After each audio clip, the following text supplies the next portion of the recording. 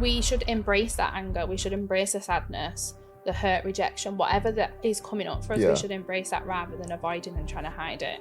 A lot of people think, I'm not suffering enough, I don't need therapy. If you cut yourself, you wouldn't wait until it got bigger and bigger and bigger. You deal with it straight away, you clean it up and go and manage that. I get really frustrated because I feel like we live in a world now where we've got like good emotions and bad emotions. You're able to identify triggers. In our body, we're so detached from how our body feels that we really need to learn, if your belly's going, why is it going? What's going on? Yeah. How do we encourage men to open up to the people that are close to you? I really think that therapy needs to be made more accessible to men. It takes 8 minutes. That's all it would take. What is happening, beautiful people? This is the Empowered Human Podcast. This podcast is part of Empowered Human Tribe. Some journeys change your life. This is one of them. From the 15th to the 22nd of November, we are going to India. We're going to Varkala for Empowered Wellness Escape, designed for people who have been carrying a lot. To find out more, head over to empoweredhumantribe.co.uk. And big love to our sponsor, Life Lab Supplement. They produce high quality wellness supplements and help other brands build their own. Check them out at lifelabsupplement.com. Before we dive in, go ahead and subscribe, leave a rating, and share this podcast with someone you love. Now, take a deep breath. Open your mind and let's dive in. Welcome, Samantha. How are you feeling today? I'm good. Thank you for inviting me. Yeah, thank you for coming. I'm going to get straight into it, right? A lot of people think, I'm not suffering enough, I don't need therapy. Mm-hmm. I'm going to wait until I'm suffering, then I'm going to go seek therapy. Yeah. What are your thoughts on that? Don't. Yeah. Don't wait. I think a lot of people literally, like you said, think, oh, my problem's not big enough. Yeah. It's only something small. But that's when you need to come. Yeah. Because when it gets too big, it's so overwhelming then. Yeah. And you're trying to manage something that's just way out of control. Yeah. You can, like if you like cut yourself, you wouldn't wait until it got bigger and bigger and bigger. You deal with it straight away, you clean it up and go and manage that. So I think it's the same with your mental health, like just don't wait. So what was the defining moment that made you realize that therapy was your calling? I've wanted to be a therapist since I was like 9. I lost my mum when I was super, super young. So I was 9 when I lost my mum, and I had therapists all throughout my life. Wow. And they just changed my life. So I've always wanted to do it. But when I went to high school, I was like, had to pick between being going counselling route or being a pop star. And obviously I wanted pop star. Obviously I wanted to be a pop star, so that's what I was doing. Yeah. So I went down that route. But in the back of my mind, I always still wanted to do it. Yeah. And people would still say to me, God, like you could well be a counsellor, like. And then I became a beauty therapist, and even in that, I just think. You were literally a therapist. Yeah. You listen to people all the time. Yeah, do you know what? That is a fact, yeah. Yeah. So COVID hit and I just thought, what am I doing?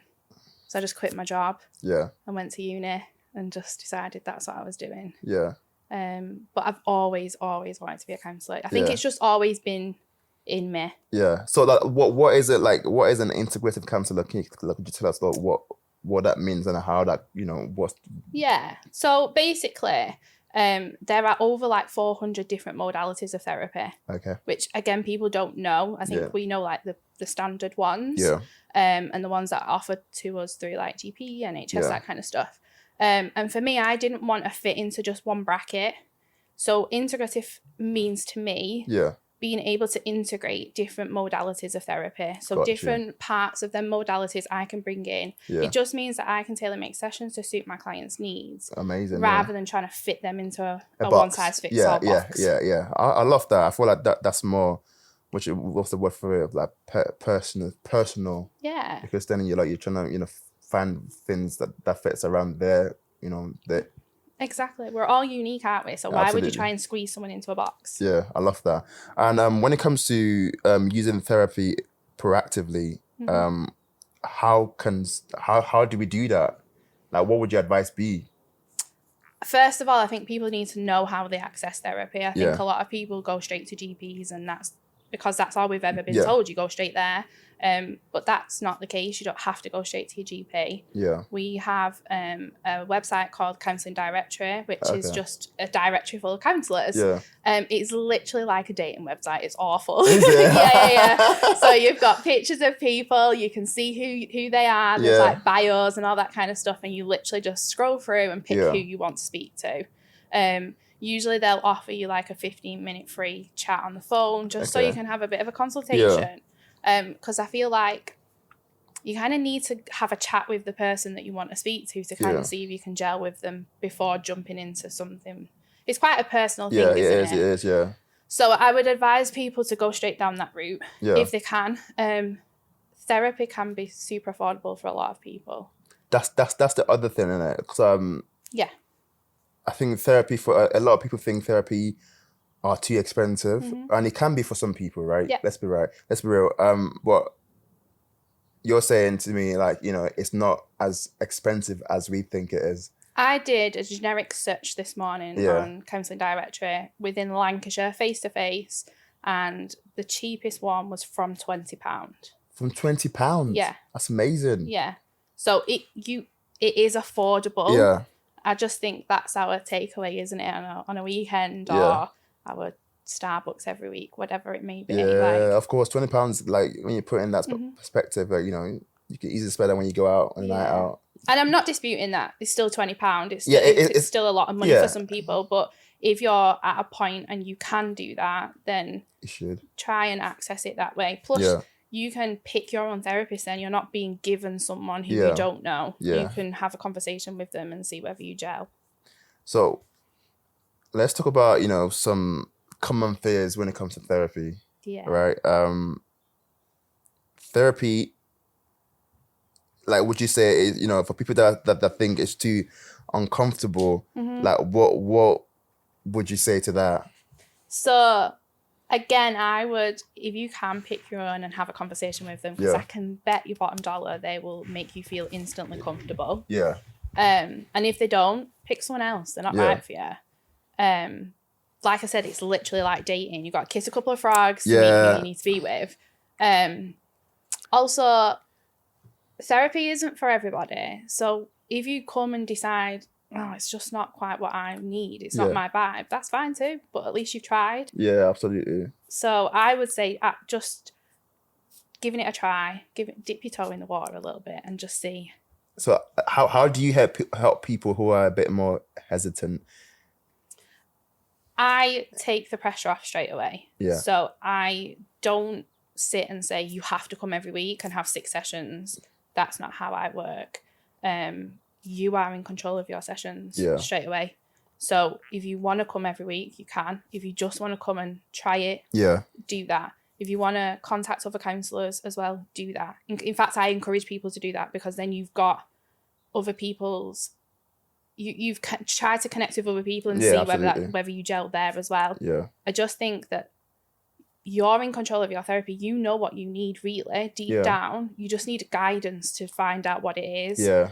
And by being plonked with someone that you don't know and don't gel with, you're creating them barriers more even resistance, more. Yeah, more resistance. I want to talk about, like, the rise in, for example, mental health issues, and the rise in, you know, depression, you know, estimating it to be like the biggest killer. Yeah.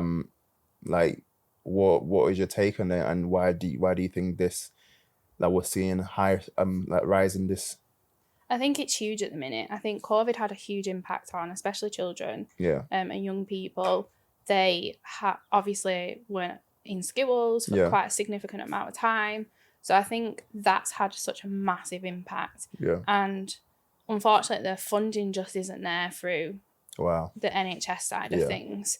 They do amazing work, but it's not enough. The money's just not there for them. Yeah.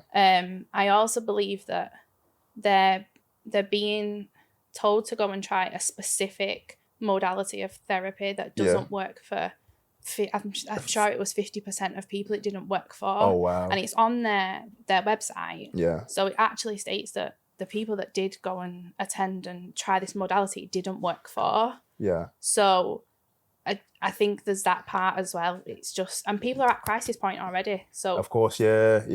Jeez. it's hard. Yeah, stress also is on a high. Yeah. You know, what do you think are the contributing factors to all these issues, and how do we address this through therapy? I think even things like work-life balance, like everything's so busy, isn't it, nowadays? You know, you work so much and you don't seem to stop. And even when you're at home, where you're supposed to be switching off, you'll be on your phone doing your work still. Yeah. You know, I'm on my phone right now. Exactly. Like, we don't have that switch off time. The other thing is as well, I think I massively believe that there's a huge stigma around self-care. Absolutely, yeah. And how people believe it's selfish. Yeah. And, you know, if we're going to the gym, God, you must be so egotistical and all this kind of stuff. And it's madness, really, because we need self-care to be able to manage these stresses. Absolutely. And get through just the days. And you need to have some fun and lightheartedness in our lives and stuff that makes us feel better. Yeah. So things like that massively help. Anything self-care wise, but self-care looks really different for us all. Yeah, it's different for different people, right? Yeah. Like for me, my self-care would be like hitting the gym for like 3 hours. Exactly. Which a lot of people be like, nah, that would be their worst nightmare. Yeah. See, I understand, I love badminton. I was at badminton this morning and like swimming and stuff, but then other people love journaling. Yeah. Or mindfulness or yoga. Anything that, you know, they can just channel that. Yeah. I think that's really positive. Absolutely. I'm trying to think of, at what point did you realize that this was your calling to, like, what brings you the most joy in doing what you're doing? So I was talking to my dad about this yesterday. Yeah. I will never be able to describe the feeling of watching a client come through my doors at rock bottom and leave being the person I knew they were when they first came in, and seeing them and how much they've grown and the journey they've been on. I will never be able to describe that feeling ever. And on my business cards, it's crazy. So I've got a couple of clients that will come in and be like, you know, I'm just not enough. That's how I feel. I'm just not enough for people. I'm not enough for myself. And my business cards on the back say you are enough. Yeah.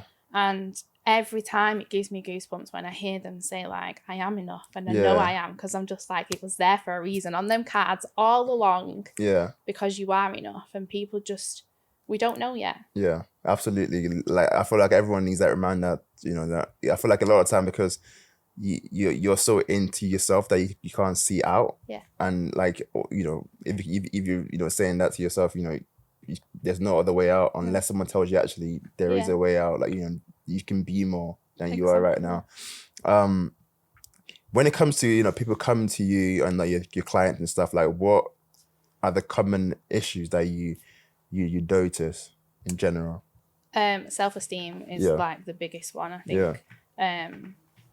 The worthlessness, I'm not enough, I'm a failure, that kind of vibes. Emotions, people really struggle with emotions at the minute. I think a lot of the time I get really frustrated because I feel like we live in a world now where we've got like good emotions and bad emotions, and it frustrates the hell out of me because I'm just like, they're just emotions. Emotions, yeah. And because we've done that, we don't like to visit the negative, uncomfortable emotions. So we avoid them. Yeah. And they're the ones that are holding the signposts up, directing you where you need to look at. Yeah. So we're completely ignoring that because we really want to sit in the positive side, which is great, but it becomes toxic positivity then. Yeah. So that really frustrates me. And I think I always try and get my clients to feel really comfortable in the space that we're in so that they can explore them. Yeah. And explore them in a really safe environment where they feel comfortable to just do that. So if someone is like listening to this right now and they're thinking, oh, you are right, Samantha, like, you know, I'm not dealing with my negative emotions, and, you know, I've learned to, you know, separate them, so therefore, you know, I only focus on the positive. What can they do right now, you know, that can help them, you know, take that first step? Yeah. contact a therapist if that's that's the angle that they want to go onto straight away. If not, journaling's amazing, and it's one of the most simplest things that we How do you journal? So I always think that everyone thinks, dear diary. Dear diary. No. Today, the 21st of May. Get rid. Yeah. Anyone that knows me knows my journaling is words, or I'll scribble, and it's not even like a full-on sentence. It just might be like angry. Yeah. Or like frustrated, or whatever it is. Yeah. And some days I've drawn like a brain, because sometimes my brain feels like, woolly, like it's all jumbled up and mixed up. So sometimes I'll just scribble, and that's all I need to do. It doesn't need to be a long page paragraph of today was awful because this and this happened. It doesn't need to be that. Just get it out. It is what you make it to be. Even for me personally, what I've done in the past, I remember 2 years ago. It's not 2 years ago. Like a year and a half ago, I literally took my camera out. I feel like I was at my lowest, and I pressed the record button. Yeah. And I was just speaking to it. Yeah. And literally, like in that camera, I made myself a promise. I was like, in 2 years' time. So I said in 2 years' time, I'm gonna come back and watch that video again. Yeah. So for me, like, I feel like that's a form of journaling, and I feel like it's finding what works for you. And I feel like in that moment, that worked for me. Yeah. Some of the things that I use. So I use mood cards a lot with my clients. What's mood cards? So they're literally cards, and they're different colours. Yeah. They'll have different words on and different faces. Oh, I like that. That's fun. Yeah. So you might connect with the colour rather than the face, or you might connect with the word rather than the colour. Yeah. Whatever it may be. And you can just lie them out and pick ones that you are drawn to at that time. And explore that. There's words, or there might be questions on the back. So you can ask yourself what the questions are. Yeah. So like if it's something to do with anger, like what's made me angry today? What's made me happy today? Like if I've been nervous, or, anything like that. Like why was I anxious? What happened? How did I feel when I was anxious? Suddenly you're doing it yourself. Like and then you're being able to go, oh, my belly was going. That's why. That means I was anxious. Yeah. Suddenly you're doing it. It doesn't have to be I was sad. Yeah. Blah, blah, blah. So it's like you're able to like identify triggers.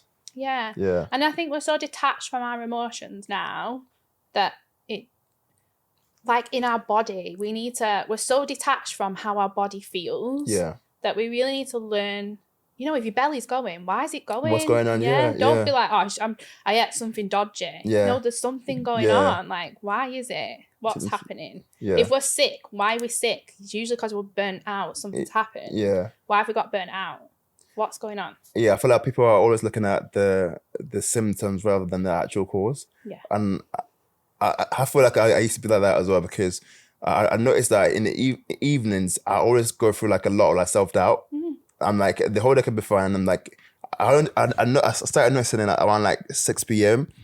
And again, I now know that it's because I'm fatigued. Yeah. I'm tired. And I feel like when I'm tired, my brain is like, we can't do this. We suck. Yeah. And then next morning I wake up, I'm like, oh, let's go again. Exactly. I'm buzzing again. I'm like 3 hours in the gym, but I feel like if you don't like identify and like those triggers, you think, we're so hard on ourselves. Yeah. Like if you're ill, the first thing to go is our brains we start feeling sorry for ourselves, and then we're like, oh my gosh, this has been going on forever. Yeah, I'll never get better. And then you start moping and feeling sad about it. Yeah. But as soon as you start to feel a bit better, you're like, I'm pumped again. Yeah. So to you, how important are negative emotions? Oh, they're like for me, they're my favourites. Yeah, best. Talk to me about that. And I know people think, what? What's going on? You're crazy. Yeah. So I always talk about like anger as well. Like anger's my favourite one. Yeah. So I use like inside out characters quite a lot. Yeah. Is it that animation? Yeah. Yeah, I love them. Yeah. So like if we are angry, to me, if you was to line anger up, behind anger is the next emotion. So you would feel something. Say you didn't let me in the door today. Yeah. I would feel rejected. I'd feel hurt. But it might come across as like I'm fuming, I'm angry. Yeah. So I'd be shouting, I'd be screaming, I might be kicking off and slamming doors. Throw the whole throw whole things around. Yeah. But behind that, I'm not angry. I'm really hurt that you didn't let me through the door. Yeah. And I don't know how to express that. So it's just anger as a way of you expressing that. Yeah. Or rejected because of something, like it's triggered something else from past previous experiences, but I've gone to like absolutely raging. Yeah. Because how do you express rejection and hurt? Of course. So like all those emotions are normal, but it's just trying to find ways to almost express yourself without causing damage. Yeah, I always say like you can be angry, absolutely, but within reason. Like if you're smashing things up, then it's a little bit of a different story. Yeah. But we should embrace that anger. We should embrace the sadness, the hurt, rejection, whatever that is coming up for us. We should embrace that rather than avoiding and trying to hide it. Yeah. So how do you move forward from that then? Let's say you're hungry and you like you said earlier, there's something behind that. Yeah. How do you explore that, and how do you find that thing that is behind it? So a lot of the time we spend a lot of time thinking that it's not okay to feel a certain way. Yeah. If you didn't let me through the door today and I felt rejection, I'm absolutely entitled to feel rejection. Yeah. And that's okay. That's okay, yeah. Yeah. And it's about us accepting that. Yeah. And accepting that actually my feelings are valid too. Yeah. And it's okay for me to feel that way. Yeah. Rather than being like, oh my gosh, I can't feel that way.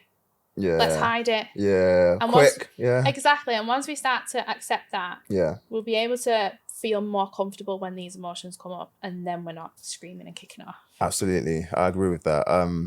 I think when it comes to people expressing emotion, I think a massive part of it, like you said, is acceptance, but also being comfortable enough to let people know. Yeah. But that's the issue. It's hard. Like, how do you navigate that? It is really, really difficult. In terms of, it's a massive step to be able to say like, I'm not actually doing okay, and that's triggered something for me. But again, for me, it comes straight back to that like, self-acceptance, that self-worth, knowing that we deserve to be able to feel all the emotions, positive and negative, whichever people want to, whichever category.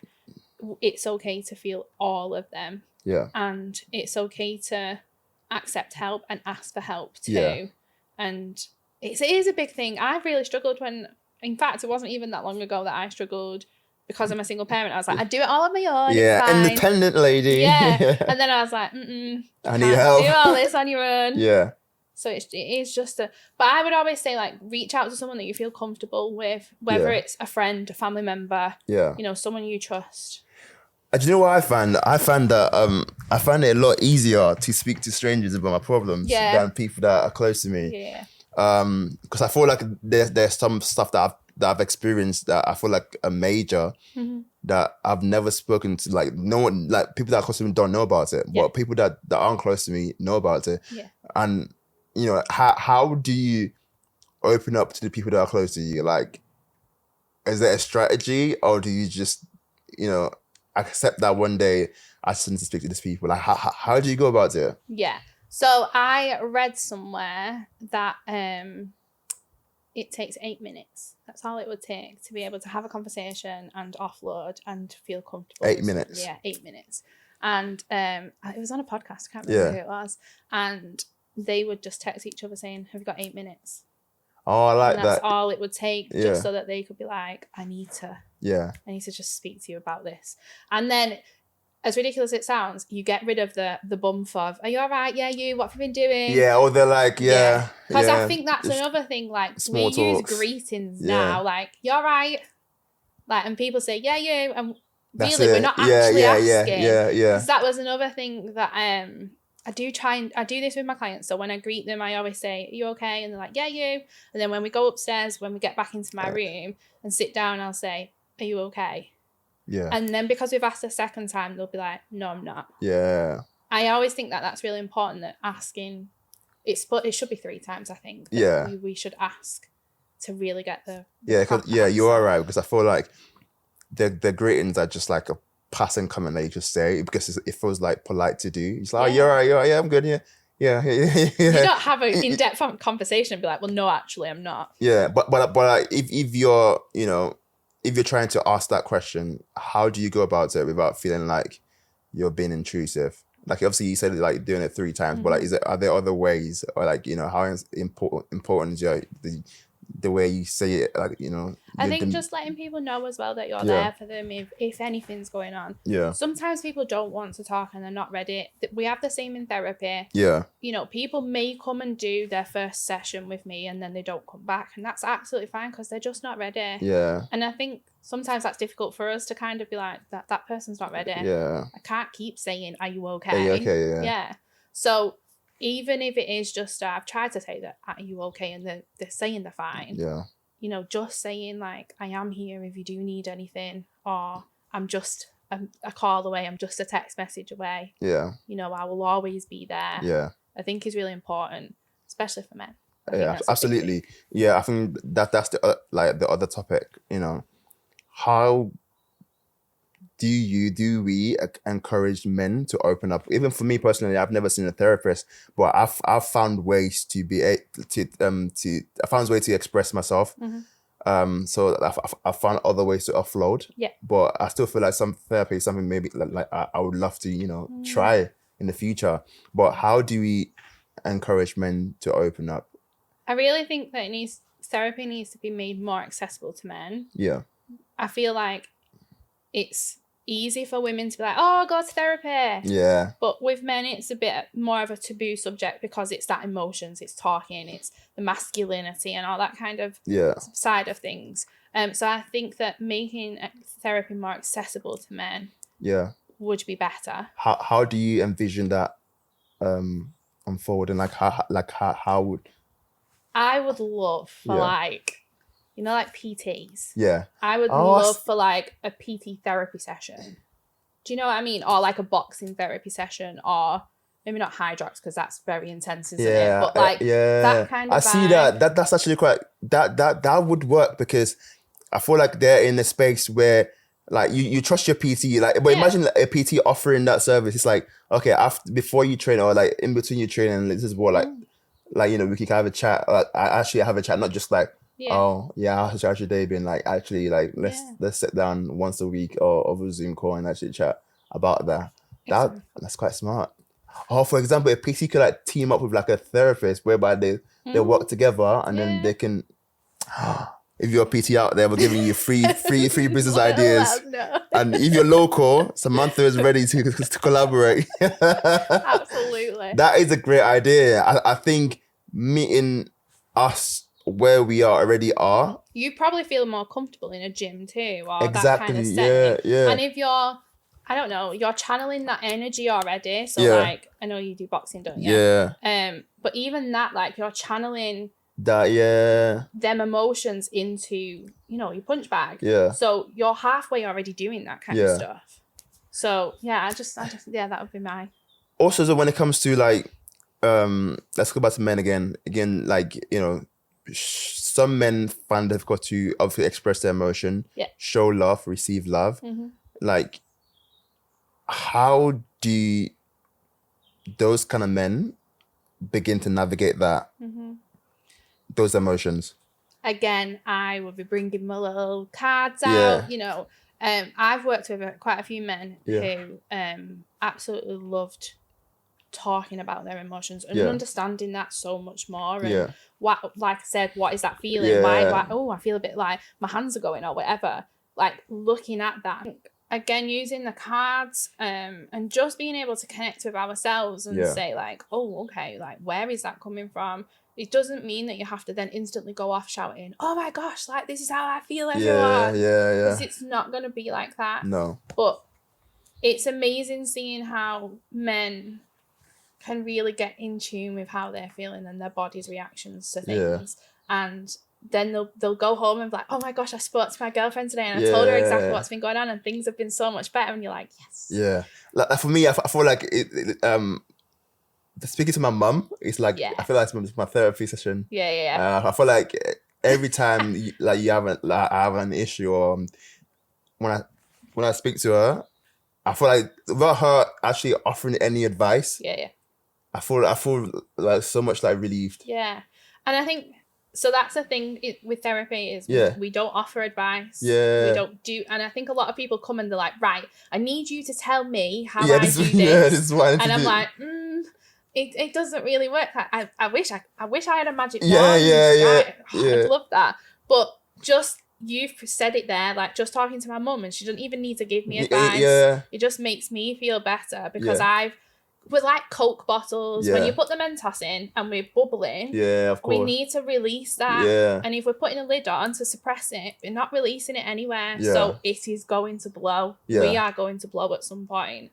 So by taking the lid off and you being in control of taking the lid off slowly, and who you go and show that to means that you can manage that so much better. Yeah, absolutely. I feel like it's part of the reason why I feel what do you call it? I feel stronger for it, because I feel like every time and I think my mum as well also benefits from that, because she talks a lot. She's there for ages. Like I listen, she talks, I talk a little bit, but I feel like we both benefit from that. I feel like in my head, that's a form of therapy. Yeah, just being able to get it out and just express how you're feeling 100%. without, no judgment, and knowing that, So again, it goes back to the point where you said, find people that you feel comfortable talking with. And if you don't have that, then that's where we are. Therapy, absolutely. And I think a lot of people really struggle with like, oh, my friends think I'm talking about this particular subject over and over again. I feel like a burden. They might be biased. We've all got them friends where we say, I tell them this, but I wouldn't tell that friend this. You've got the friend. Yeah. You don't have that in therapy. It doesn't matter how many times you bring the same subject. Yeah. We're still going to sit and listen. Yeah. There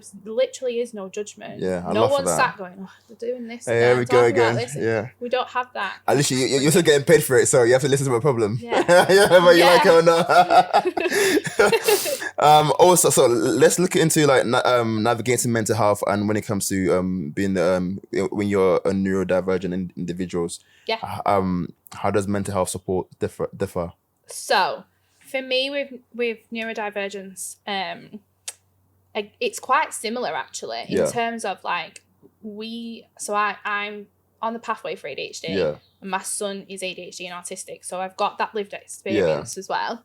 But it's really hard to understand our emotions when we're ADHD, autistic, whatever it may be.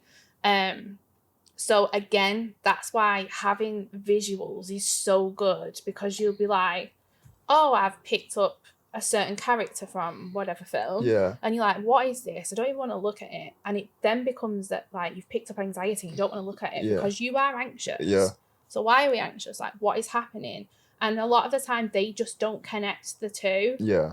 So it's really good with them to be able to use the integrative side so that I don't have to just sit and talk to them, because believe it or not, some of them don't want to talk. Yeah, true. So, and that's with everybody sometimes. Yeah. Sometimes I don't want to talk. I want to go for a walk or whatever it may be. So that's always really good with them. Yeah. Just being able to be free and be more creative with them. Sometimes we'll use masks or we'll colour or draw or whatever. That. It's great because they can just create their own stuff. Yeah. What are some non-traditional creative ways people can support their mental health, their mental well-being? I just think anything that makes you feel good inside, whether that is, it doesn't have to be the typical journaling, gym, whatever. Like, even if it's just, I don't know, go dance in the rain. Yeah. Literally, go climb to the top of a mountain and scream. Yeah, literally. Whatever that is that makes you feel better, that's obviously safe. Go and do that. Yeah, safe is the one. Yeah, please. Stay Don't alive. be falling down mountains. But like, I've had clients before that have like been in the car and they've like, I just wanted to scream. And I was like, well, why didn't you? Yeah. Why didn't we scream? Why don't you turn the music up really loud and sing? Like, we can just do them things. It, if it makes us release that little bit. I love that. Do it. So the other topic that I want to look at is boundary setting, and how important is that for you, and how important should it be for everyone to have a healthy boundary? So even as a therapist, I struggle with boundaries. I'm not even going to lie and pretend that I do. Some clients come and I really struggle with them because I probably connect with them on a more personal level. But boundaries are huge. Yeah. Huge. I remember so I used to mentor for a young person. And I remember literally them saying, right, this is your job role. And I was like, amazing. And I broke every boundary. Yeah. And was like picking her up at 10 o'clock at night. And I was like looking after her and taking her to hospitals and all these kind of crazy things. I was like, what are you doing? Yeah. But that led to me burning out. Yeah. So it's so important now. But I had to get to that point. Yeah. And I had to like live that. Yeah. To then be like, oh, hang on a minute. Yeah. I really need to look after myself. So boundaries, whatever. I always do, like, my clients laugh at me a lot because I put like sticky tape down on the floor and get them to, so in our heads, we don't visualize boundaries because it's in our heads. Like if I've got a boundary of like not messaging you back at whatever time, that's a mental boundary. Whereas if we get it out of our head and make it a physical boundary, it makes it so much more easier to see it.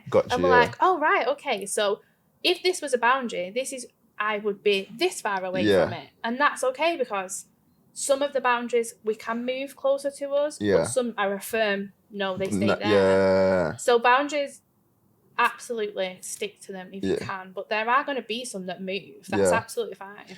When it comes to boundary with other people, talk to me about that. How do you set boundary?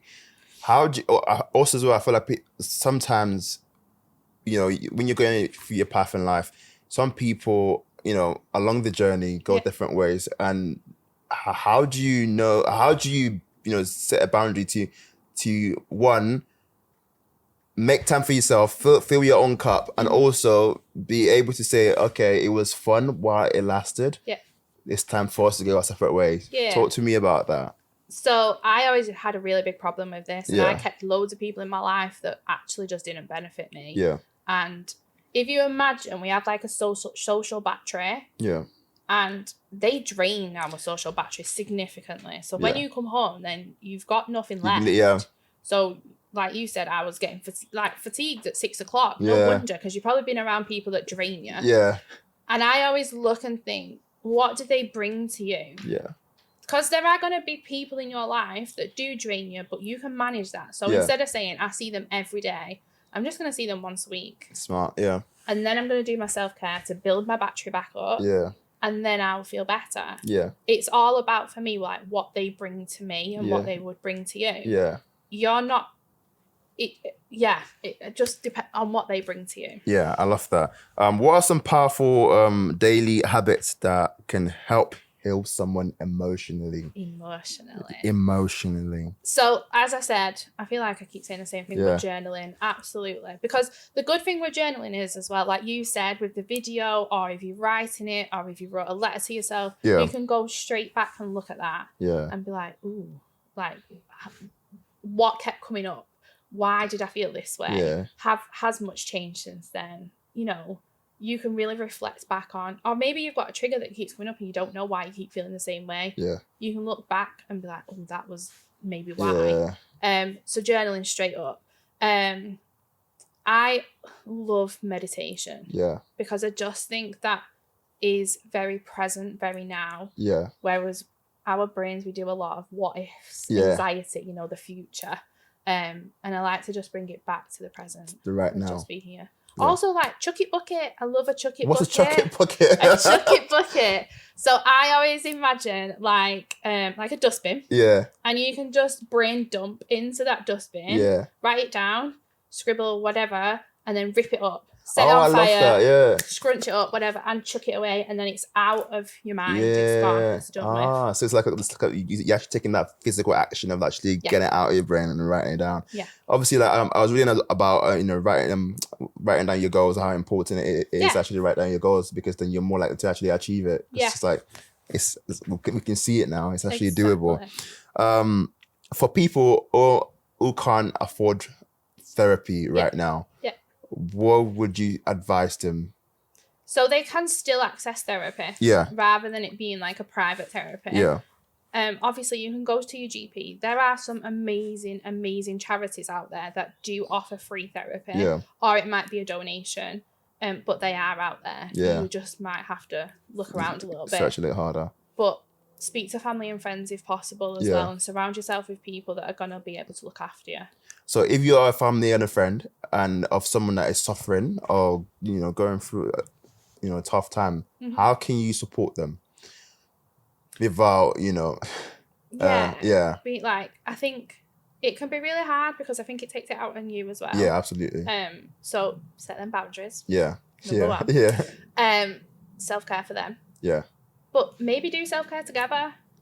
Maybe you could go to the gym. Maybe you could go out for food. Maybe you could go out for a walk. Yeah.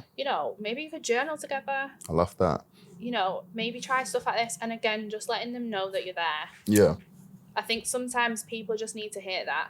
I had a client who openly said that they didn't want to be here anymore. Oh, wow. And it took one person to just ask them, are you all right? Yeah. And it just brought them out of that place.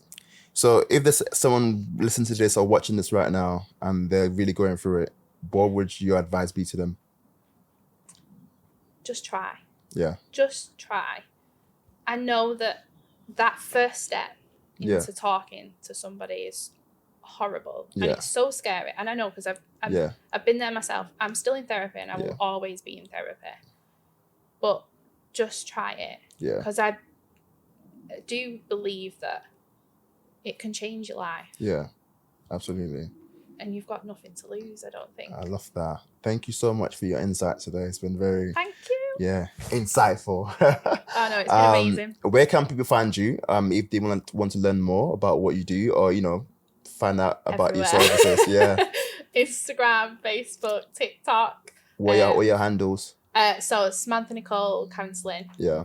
You can find me there. I have a website. Yeah. And I'm based in Rottenstall, so I'm not amazing. far. And also as well, we'd love to have you as part of our community, as part of the contributors. So if people have questions and you're part of the community, you can just directly ask her and hopefully she'll get back to you.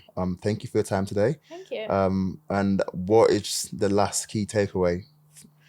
Just we're not all note takers and with glasses and you won't be sat on a sofa and there's no judgment, so just try. Just try. All right, until next time, peace and love. And that's it for today's episode. If something resonated with you, please do one thing, share it, send it to a friend, post it on your story, or just talk about it with someone you trust. These conversations matter. And please, don't forget to subscribe, rate the show, and download each episode. It helps more people find this space and join our movement. And if you're ready to go deeper, join us at empoweredhumantribe.co.uk and on our socials at Empowered Human Tribe. I'm your host, Adeshina Adeshokon. You are not alone, you are not too late, and you are more powerful than you've ever been told. This is Empowered Human Podcast. Keep on shining. I will see you next time, my friend.